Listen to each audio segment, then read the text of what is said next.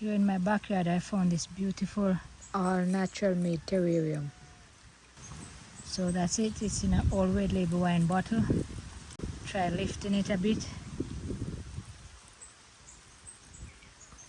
It's all the way down there.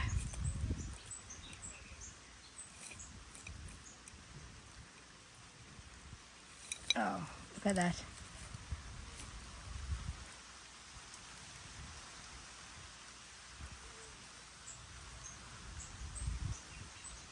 And there's water in the bottom of the bottle.